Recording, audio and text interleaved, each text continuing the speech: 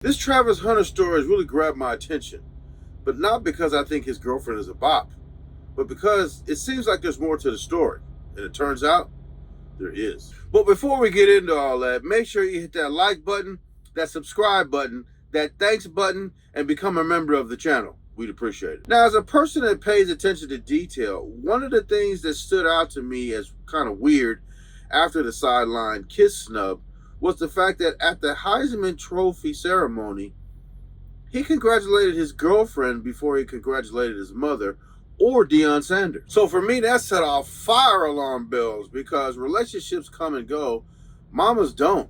And Deion Sanders had helped that boy tremendously. And to put her before him, I mean, that was just crazy. What that said to me is that there's definitely something wrong here. I mean, it's abnormal to put a 5-year girlfriend ahead of your mother. I mean, she birthed you. You wouldn't be here without her.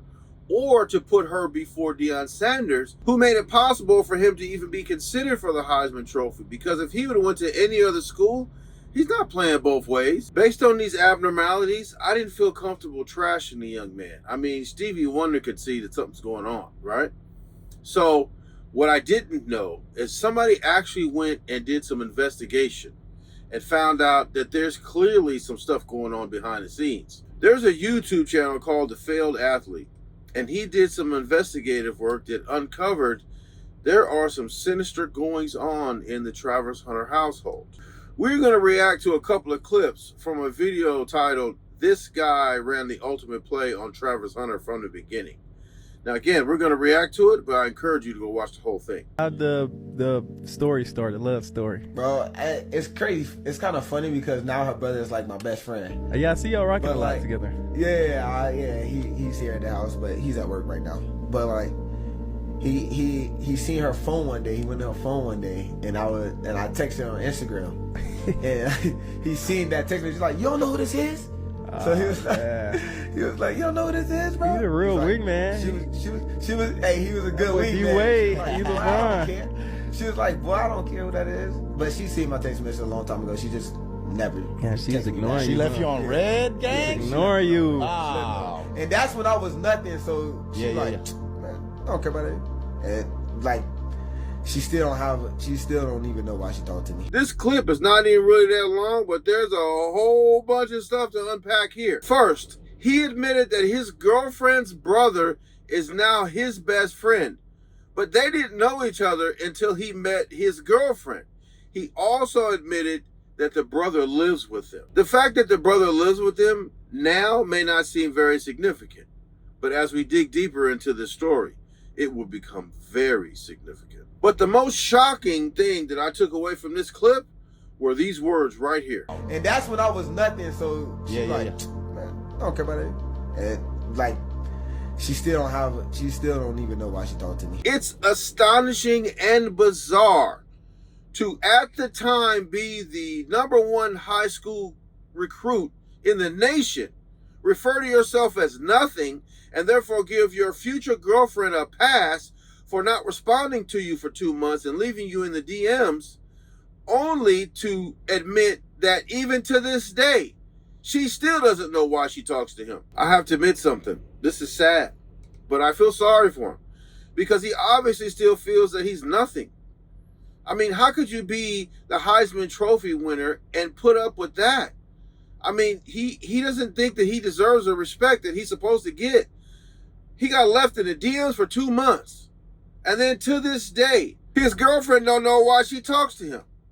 I mean, let somebody tell me that you don't know why you talking to me. Oh, really? Okay, pack your stuff and go figure it out. Meanwhile, I'm going to figure out why I still talk to you. Wait, I'm the Heisman Trophy winner and you can't figure out why you talk to me? I done moved your brother into my house and you can't figure out why you talk to me. Anytime somebody says they don't know why they talk to you, indicates they don't really like you, they tolerate you. Oh, but we're just scratching the surface. Watch this. What if I told you this wasn't even Liana Lene's doing?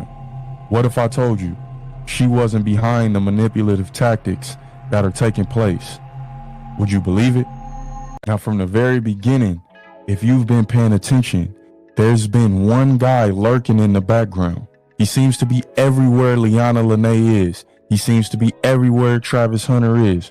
Who is this guy, you might ask? Well, this is Caden Cinnabad, aka Caden Cinnabun, and I want to get into it. Throughout this video, I'm gonna break down who exactly I think he is and why he's so around and connected with Liana and Travis Hunter. Now, me, Coach KD, I personally believe this thing from the very beginning, from the very start, the very jump, was a play on Travis Hunter. He's been getting preyed on from literally day one. Now, you saw the cut in that video. You saw the beginning of the video.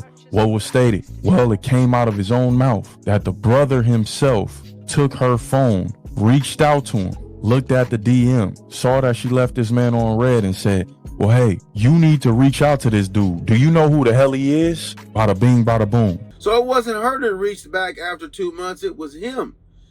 He told her, do you know who this is? You better reach back.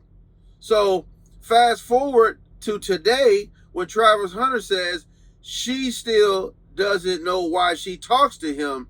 It makes sense. Caden being a football fan, Caden knowing all about high school sports, Caden knowing about how crucial it was to be the #1 player. He took that phone and he said, do you know who this is? My thing is that when the plan was devised? Is that when they came together as a family and said, hey, we're going to make this a family thing, a family business. Sis, I know how you are, but that's okay. I'm going to be there to guide you. We're going to work this mission together as a team, as a family. This is family business. Right then and there, a plan was contrived. Now, if you look at it like that, it's all making sense now. That's why you don't want to kiss him on the sideline. That's why you don't want to raid around when he taking pictures at the Adidas thing. Make it make sense, huh? Now, with the college NIL coming into effect and Travis Hunter being the #1 player, this meant dollar signs. What this meant for the family, we set for life. We ain't got to worry about nothing no more, mama. Mama, we gonna be good. Sis, you gonna be taken care of. The whole family. Liana Lene was allegedly dancing. She was allegedly stripping. Sweetheart, sis, you ain't gotta go dance for them dollars. You ain't gotta thug it out the hard way. She was allegedly, not alleged, this is her, in music videos.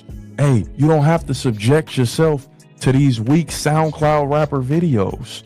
Her words, she dated a SoundCloud rapper. You don't have to be a part of this anymore. We got us a big fish on the hook. We all gonna be taken care of. You gotta admit it's making sense. It's the only thing that makes sense around this story. And first things first is isolation. Now, if you notice, she moved her brother out to Colorado.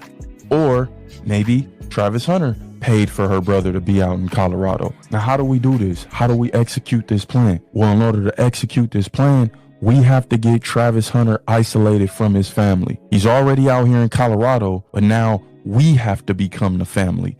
We have to become his surrogate family, his family that he never really had. We have to be that support system for him. So what does she do? Well, she moves her brother in. Her brother is downstairs or living the next house over. Now, Travis has stated before that he doesn't want his brother to get it out the mud like him.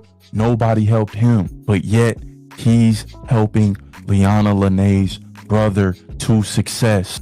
They can follow my footsteps, well, they don't have to ask me for anything. They go out and get it themselves. And like now, everybody get to see my little brother. They asking me why I'm not posting him or nothing, because ain't nobody post me when I was younger. So he gonna get it just like I got it. I'm just gonna, when that time comes, I'm gonna help him. What do you mean by this, Coach KD? All of a sudden, Liana Lene's brother is the host of Travis Hunter's podcast. He's the co-host. Where has this dude come from? Travis Hunter has stated he's only known him for 5 some odd years, claiming he's his best friend already. Where they do that at? Me personally, my best friend, years in the game, 15, 16 years. I'm not just going around calling my best friend willy-nilly, which speaks to the psyche of Travis Hunter, which we're going to get into a little bit later. But the fact that he said out of his own mouth, I'm not going to help my little brother. Nobody helped me. Nobody gave me this buzz. I got it on my own. And it wouldn't be right if my brother got a boost from me. Now, I'm paraphrasing, but I know he said something like this. So again, you look at the fact that he's boosting up her brother is kind of insane. It's insane, but it all makes sense. at the acceptance speech for the Heisman, he gave first thanks to the girlfriend who didn't even stand up like she was supposed to, right? Then he's helping her brother, not his own little brother. Now, can you imagine how the little brother thinks and how he feels about him going on a national podcast and saying he's not helping the brother? He wants him to get it out the mud, basically, like he got it. Yet the girlfriend's brother is now the host of the podcast and lives in the fancy house that they live in Colorado. If I was a brother, I'd be highly upset. But this is what you call psychological warfare. Somebody takes somebody with low self-esteem, rips them away from the family, keep them isolated, and they reap the benefits. But this is why I don't trash the young man, because he's in a situation he needs to get out of, and he don't even know it.